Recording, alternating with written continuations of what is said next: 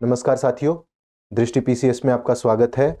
और आज के पीसीएस करंट अपडेट्स में बात करेंगे उत्तर प्रदेश राज्य से संबंधित कुछ ऐसे सवालों की जो आपको आपकी तैयारी में मदद कर सकते हैं। पहले सवाल से शुरू करते हैं। देश की सबसे लंबी नदी क्रूज सेवा को राज्य के किस शहर से असम में बोगीबील तक शुरू किया गया है? यानी कि यूपी स्टेट के किसी शहर से असम के बोगीबील तक ये नदी क्रूज सेवा शुरू की गई है। तो आपको बताना है कि वो यूपी का कौन सा शहर है।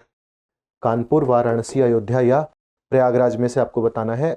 आप इसे आंसर कर सकते हैं, इवन सारे प्रश्नों को आप आंसर कर सकते हैं वीडियो को पॉज करके। हम साथ साथ उत्तर बताते चलेंगे, आप मिलान करते रहिएगा। ऑप्शन बी ठीक है, वाराणसी से लेकर असम के बोगीबील तक इसे शुरू किया जाएगा।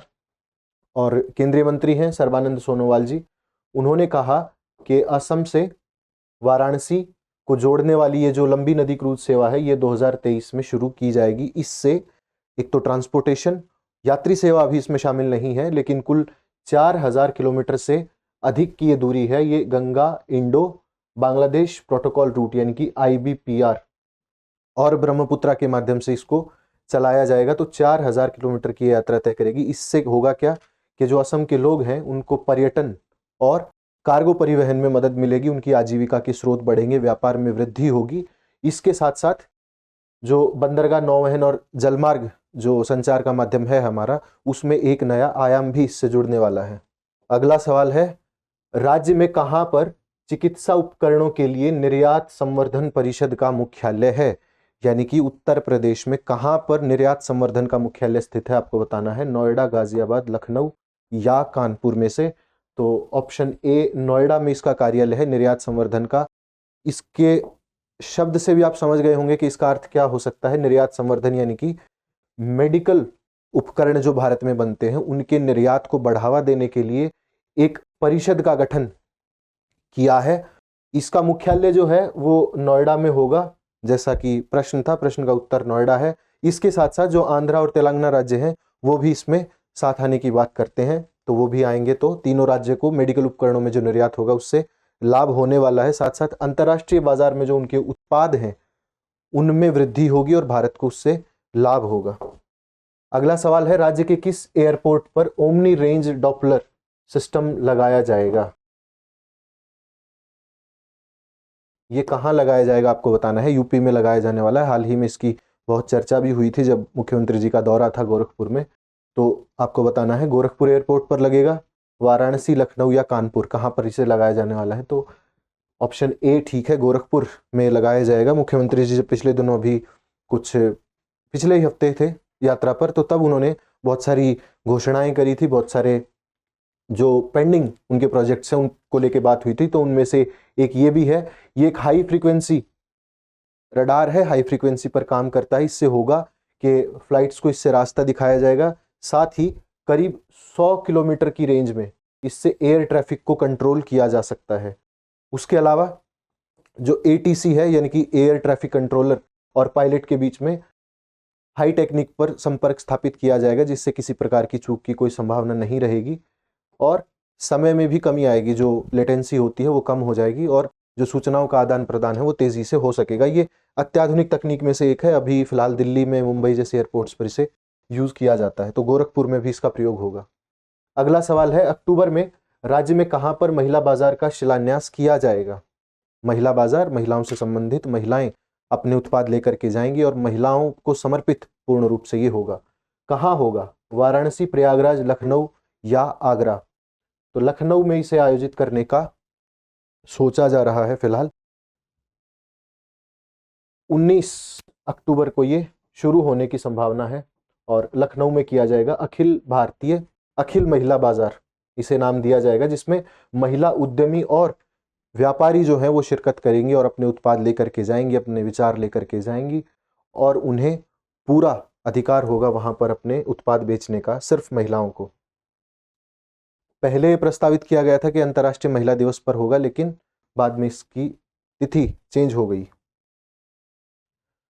राज्य के किस संस्थान के वैज्ञानिकों ने रोगाणुरोधी पॉलीकॉटन के कपड़े से व्यक्तिगत सुरक्षा उपकरण, पर्सनल प्रोटेक्शन इक्विपमेंट बनाया है?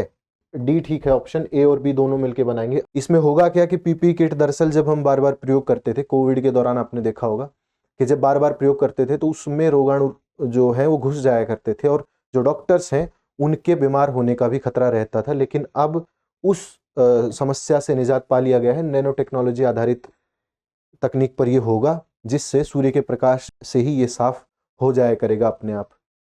अब इसमें एक शब्द है, ये जो है पॉली कॉटन से बना होगा, पॉली कॉटन से बनेगा। तो पॉली कॉटन जो है वो बनता है पॉलिस्टर और कॉटन से। और पॉलिस्टर जो है, पॉलिस्टर क्या होता है? पॉलिस्टर एक प्रकार का पॉलीमर होता है। आपने साइंस में पढ़ा होगा, पॉलीमर्स होते हैं। तो पॉलिस्टर एक प्रकार का पॉलीमर होता है, पॉलीमर जिसमें ईस्टर फंक्शन ग्रुप होता है। यानी कि एक ऐसा पॉलीमर जिसमें ईस्टर फंक्शन ग्रुप, आपने साइंस में पढ़ा होगा बहुत सारे फंक्शन ग्रुप्स होते हैं, तो जिस पॉलीमर में ईस्टर फंक्शन ग्रुप हो उसे कहेंगे पॉलिस्टर। और पॉलीमर क्या होते हैं? पॉलीमर होते हैं जो मोनोमर से बने होते हैं, यानी कि एक प्रकार की चेन्स होती हैं।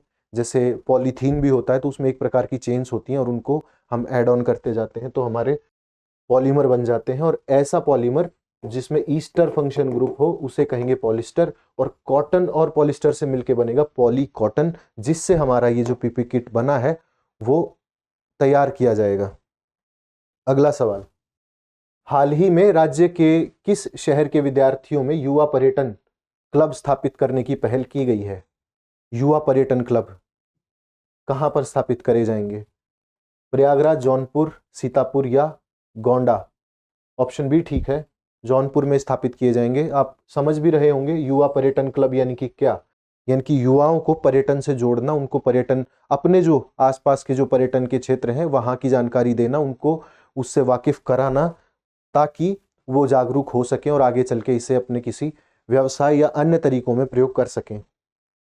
तो जौनपुर के लिए है पर्यटक राजदूत तैयार किए जाएंगे, युवा पर्यटन क्लब जिसके लिए बनाए गए हैं। इन क्लब से आगे चल के पर्यटक राजदूत बनेंगे जो अपने क्षेत्र की जानकारी को किसी भी प्रकार से, किसी भी माध्यम से आगे फैला सकें।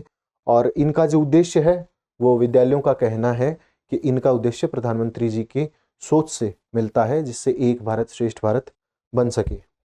अगला, ग्वाटेमाला में आयोजित made in India trade show प्रदर्शनी में भारत के किस जिले के होम डेकोर और होम फर्निशिंग उत्पादों को प्रदर्शित किया गया है?